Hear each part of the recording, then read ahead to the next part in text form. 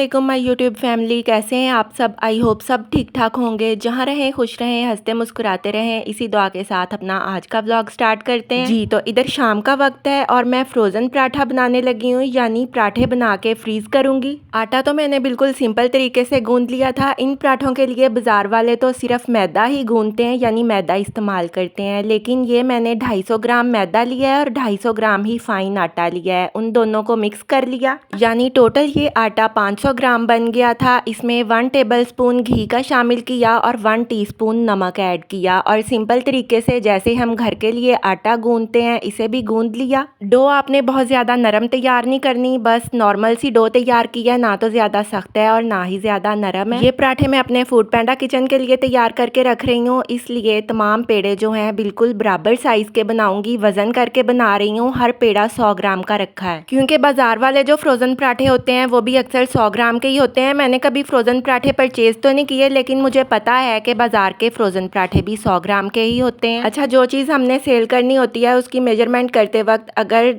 2-4 ग्राम ज़्यादा हो जाएं तो उनकी तो खैर है, कोई मसला नहीं है, लेकिन कम नहीं होने चाहिए, क्योंकि अगर किसी को चंद ग्राम खाने वाली चीज़ ज़्यादा भी चली जाएगी तो उसे हमें तो कोई फ़र्क नहीं पड़ेगा, क्योंकि हम किसी को कोई भी चीज़ कौन सा फ्री में देते हैं, हम पैसे लेके ही अपनी चीज़ सेल करते हैं। लेकिन अगर हम नाप तोल में कमी करते हैं उससे एक तो हमारे काम में बरकत ख़त्म हो जाती है और नाप तोल में कमी करने वाला बंदा अल्लाह ताला को भी सख्त नापसंद है। जी, तमाम पेड़े तैयार कर लिए हैं। अब जिस जगह इन पेड़ों को रखना है उस जगह को भी मैं ऑयल से ग्रीस कर रही हूँ, ताकि पेड़े जो हैं वो इस शीट के साथ चिपके नहीं। अच्छा, कोशिश करनी है कि पराठे वगैरह बेलने के लिए इस तरह की शीट ले लें, इससे एक तो परफेक्ट गोल पराठा बन जाता है और हमें साइज़ का भी अंदाज़ा हो जाता है, फिर तमाम पराठे एक ही साइज़ के बनते हैं। अच्छा, इन पराठों को बेलते वक्त आपने खुश्का बिल्कुल इस्तेमाल नहीं करना, यानी खुश्क आटा इस्तेमाल नहीं करना, आपने ऑयल का यूज़ करना है। अब जिस जगह मैंने पराठा बेलना है उस जगह को भी ऑयल से ग्रीस कर लिया है। जब आपको लगे कि ये जो डो है ये बेलन के साथ चिपक रही है, आपने इस पर थोड़ा सा ऑयल और लगा लेना है। मैं ये लच्छा पराठा बना के फ्रीज़ करूँगी। लच्छा पराठा बनाने के बहुत सारे तरीके होते हैं, लेकिन आज जिस तरीके से ये लच्छा पराठा मैं बना रही हूँ, ये लच्छा पराठा बनाने का सबसे आसान तरीका है। इस तरह आपने पेड़े की रोटी बेल लेनी है और उसे आपने घी या ऑयल से अच्छी तरह ग्रीस कर देना है। ग्रीस करने के बाद ऐसे इसको फोल्ड कर लेना है, यानी रोल सा बना लेना है। इस तरह से पराठा बनाने से भी पराठे की लेयर्स बहुत अच्छी लगती हैं। देखें, इसे दोबारा इस तरह मैंने पेड़ा बना लिया है। इसी तरीके से मैं तमाम पराठों के पेड़े तैयार कर लूंगी। अच्छा, ये जो पेड़े हमने बना के रखे हुए हैं इन सबको आपने अच्छी तरह ऑयल से ग्रीस कर देना है। अगर ऑयल से आप इन्हें ग्रीस करके नहीं रखेंगे तो इनके ऊपर एक खुश्क सी लेयर आ जाती है, यानी खुश्की आ जाती है, फिर पराठे अच्छे नहीं बनते। अच्छा, आप जो मेहनत करते हैं ना, आपको इसका सिला ज़रूर मिलता है। अल्लाह ताला मेहनत का फल ज़रूर देते हैं। मैं तो कहती हूँ कि जो हम जिंदगी में परेशानियाँ और दुख तकलीफ़ें बर्दाश्त करते हैं उनका भी हमें सिला मिलता है। हमारी ज़िंदगी में कोई भी मरहला आता है, कोई भी वक्त आता है, वो हमेशा के लिए नहीं होता। जिस तरह हमारी ज़िंदगी में बहुत सारे लोग आते हैं और एक वक्त पे हमें लगता है कि ये जो लोग हमारे साथ बुरा कर रहे हैं या बुरे लोग हैं ये हमेशा ऐसे ही हमारे साथ रहेंगे और ऐसे ही हमारी ज़िंदगी गुजरेगी, लेकिन फिर हमें पता ही नहीं चलता कि अल्लाह ताला कब किस वक्त इन लोगों को हमारी ज़िंदगी से अचानक से निकाल देते हैं। अच्छा, ऐसे लोग जो है ना वो अपने आप में एहसास कमतरी का शिकार होते हैं, इसलिए फैमिली में से इन्हें एक बंदा कोई ऐसा चाहिए होता है जो इनकी ईगो को बूस्ट कर सके। अच्छा, फिर वो बंदा या बंदी जिसे इन्होंने रखा हुआ होता है उसकी एनर्जी चूसने के लिए, ताकि ये उसे ड्रेन कर सकें। अच्छा, फिर ऐसे जो टॉक्सिक फैमिलीज के लोग होते हैं वो चाहते हैं कि अगला बंदा जिसे इन्होंने कुर्बानी का बकरा बनाया हुआ है वो हर वक्त इनसे माफिया मांगे,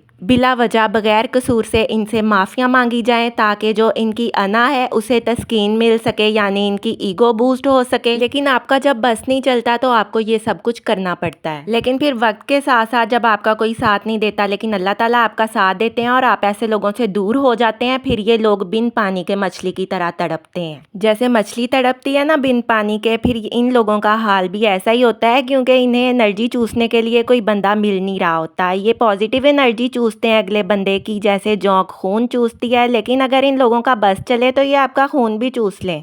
अच्छा, ऐसे लोगों को आपकी मेहनत से, आपके काम से भी तकलीफ़ होती है, मसला होता है। लेकिन एक बात है कि जब हम इन लोगों को अपनी ज़िंदगी से निकाल देते हैं, ऐसे लोगों से दूर हो जाते हैं, तो हमें बहुत ही सुकून मिलता है। ये लोग आपको उस वक़्त ज़्यादा तंग करते हैं जब इन्हें पता होता है कि हमें पूछने वाला कोई नहीं है, हम जैसा मर्ज़ी इसके साथ करें, उल्टा इसे ही गलत कहा जाएगा। अच्छा, आए दिन हम ये खबरें सुनते हैं, पढ़ते हैं कि फ़लाँ घर में फ़लाँ को कत्ल कर दिया गया। सब कुछ अचानक नहीं हो जाता, ये बड़े दिनों तक, महीनों तक और कई दफ़ा सालों तक लड़ाइयाँ चलती हैं। और ऐसा ये जो शैतान सिफ्त लोग होते हैं उस बंदे के साथ करते हैं जिसे ये लावारिस समझते हैं। ये समझते हैं कि हमने अगर इसे जान से भी मार दिया तो हमें कौन सा कोई पूछने वाला है, क्योंकि इतने सालों से हम गलत करते आ रहे हैं और अब भी हम जो कुछ करेंगे उससे भी हमें कोई फ़र्क नहीं पड़ेगा। लेकिन ऐसा नहीं होता। इन लोगों को दुनिया में ही कब्र में जाने से पहले अपने किए का अंजाम भुगतना पड़ता है, क्योंकि आखिरत में तो इन्हें सज़ा मिलनी ही होती है, लेकिन अल्लाह ताला दुनिया में ही ऐसे लोगों को सज़ा दे देते हैं, क्योंकि ऐसे अक्सर लोग हैं जिनका अंजाम बुरा होते हुए मैं अब अपनी आंखों से देख रही हूँ। चलें खैर, जब हम अपने मामलात को अल्लाह ताला के सुपुर्द करते हैं, अपने रब के हवाले करते हैं, तो दिल को बहुत ही सुकून मिलता है। अच्छा, जो लोग आपको तंग करते हैं या गुजरे हुए वक्त में उन्होंने आपको बहुत ज़्यादा तंग किया हुआ होता है, आपकी अपनी मर्जी होती है, आप चाहे सारी ज़िंदगी उनके साथ कोई ताल्लुक़ ना रखें, क्योंकि ऐसे लोगों को दोबारा अपनी ज़िंदगी में शामिल करने का यही हिसाब है कि हम सांप को दोबारा से डसने का मौका दे रहे हैं।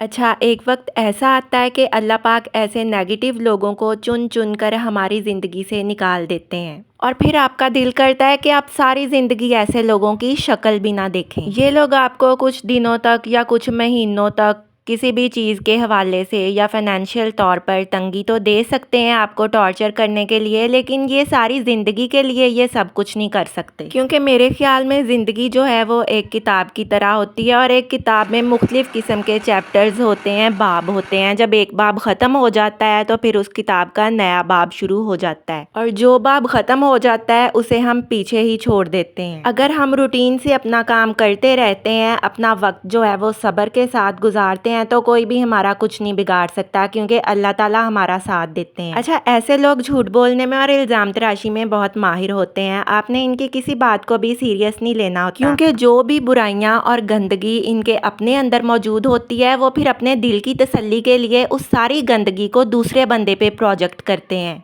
ये लोग आपके बारे में कुछ भी गलत बोल रहे हैं या जो भी गलत बातें आपको सुना रहे होते हैं, ये सारे फेलियर्स इनके अपने होते हैं। वक्ती तौर पे ऐसा करने से इनके दिल को तसल्ली मिलती है, इसलिए ये दूसरे लोगों पे इल्ज़ाम तराशी करते हैं और ये सब पॉइंट ऑफ व्यू इनका अपना ज़ाती होता है। ये बाकी लोगों का या आपका पॉइंट ऑफ व्यू नहीं होता, ये इनका पर्सनल मसला होता है। सच या हकीकत कभी भी छुपा नहीं रहता। हाँ, ये हो सकता है कि सच्चाई सामने आने में कुछ वक्त लग जाए, कुछ अरसा लग जाए, लेकिन झूठ की उम्र ज़्यादा लंबी नहीं होती। सच एक ना एक दिन सामने आना ही होता है। अच्छा, आखिर में सिर्फ यही कहूँगी कि इन लोगों की आपने किसी भी बात को सीरियस नहीं लेना, किसी भी बात पे ध्यान नहीं देना। ये जितना मर्जी गंदा बोल रहे हैं, बुरा बोल रहे हैं, ये इनका मसला है। अगर आप इन्हें इनकी किसी बात का जवाब नहीं देंगे तो फिर ये तड़पते हैं, लेकिन अगर आप इनके साथ इन्हीं के तरीके से लड़ेंगे, इन्हें हर बात का इन्हीं के तरीके से जवाब देंगे, तो इन्हें अटेंशन मिलती है और अटेंशन लेने के लिए तो ये सब कुछ करते हैं। सब्र करें, खामोश रहें और जवाब वक्त देगा।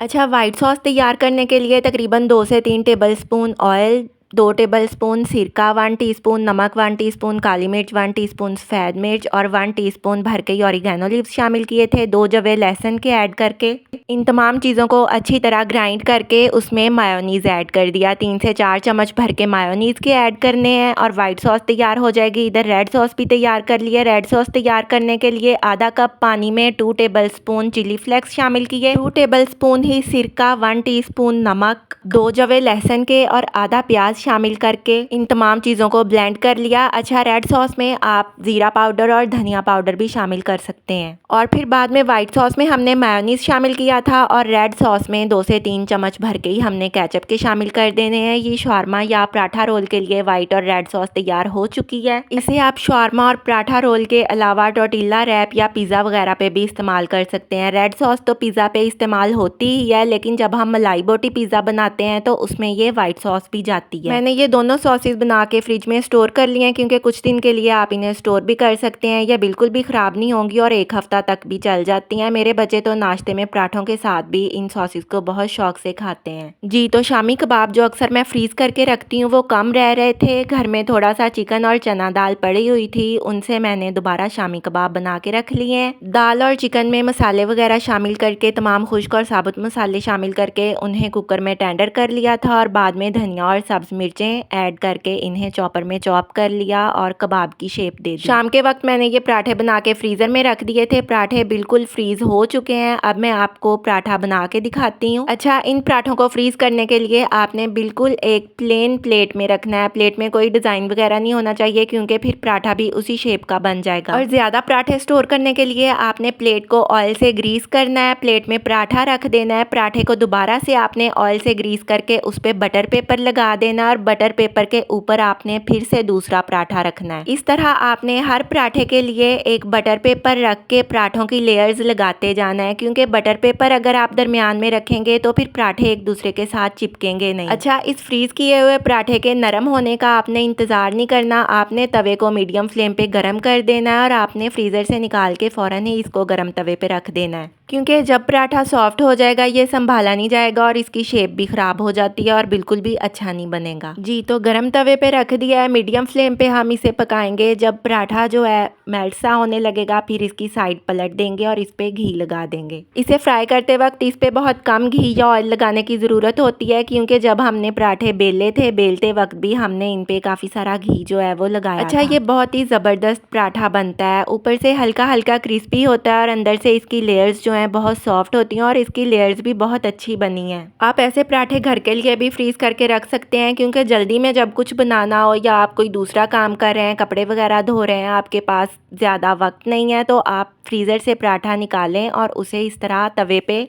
फ्राई कर लें। अच्छा, एक बात मैं इधर करना चाहूँगी कि आपने जो भी काम करना है वो अपनी खुशी के लिए करना है। आपने ये नहीं करना कि आप सारा दिन अपने आप को थका रही हैं कि मैं फ़लाँ को खुश कर दूँगी, मैं फ़लाँ को खुश कर दूँगी। ख़ास तौर पे अगर आप जॉइंट फैमिली में रह रहे हैं तो आप सोचते हैं हाँ मैं आज किचन अच्छी तरह साफ़ करूँगी या फ़लाँ काम करूँगी तो फ़लाँ खुश हो जाएगा। नहीं, कोई भी खुश नहीं होता। उन्होंने किसी कोने में कुछ ना कुछ मट्टी का ज़रा ढूंढ ही लेना होता है या फिर उन्हें कहीं कोई ना कोई जाला ज़रूर मिल जाता है। अच्छा, जॉइंट फैमिली का जिक्र करने से मुझे एक बात याद आ गई है कि कुछ बेवकूफ़ औरतें ऐसी भी होती हैं जो अपनी भाभीयों को तंग करने के लिए और भाइयों के घर ख़राब करने के लिए अपने घर ख़राब करके तलाक़ें लेके बैठ जाती हैं। अच्छा, ऐसी औरतें कुछ अरसे तक या चंद सालों के लिए तो दूसरों के घरों में बैठ के उन्हें खूब तंग करती हैं और फिर वक्त के साथ साथ ऐसी औरतों से सभी जान छुड़ा लेते हैं। कोई इन्हें मुँह लगाना पसंद नहीं करता और इनकी अपनी ही इज्जत 2 टके की हो जाती है। जी, तो फिर से अपने टॉपिक पे आते हैं। हमने कोई भी काम किसी से तारीफ सुनने के लिए नहीं करना बल्कि हमने अपने लिए करना है क्योंकि आपको खुद पता होता है कि आप क्या कर रहे हैं। किसी के बताने से तो नहीं ना आपको पता चलता। लोगों को खुश करने के चक्कर से बाहर आएं। आप अपनी ज़िंदगी पे, अपनी ग्रूमिंग पे ध्यान दें। अपनी कोई पॉजिटिव हॉबीज़ बनाएं जिन्हें करने से आपको भी खुशी मिले। और जब आपको पता है आपने काम करना है अपनी मर्ज़ी से काम करें और जब आपको लगता है कि आपको रेस्ट की ज़रूरत है तो अपनी मर्ज़ी से रेस्ट करें। जी, तो इधर मैं चेक कर रही थी, देखें मुझे 5 स्टार्स मिले हुए हैं। ये खाने के, टेस्ट के और सफाई या पैकिंग वगैरह पे सब चीज़ों के जो हैं मुझे 5 स्टार्स मिले हुए हैं। टोटल जो है 5 स्टार्स ही होते हैं 1 से शुरू होके और माशाल्लाह मुझे अपने खाने के टेस्ट के लिए पूरे के पूरे 5 स्टार्स मिले हैं।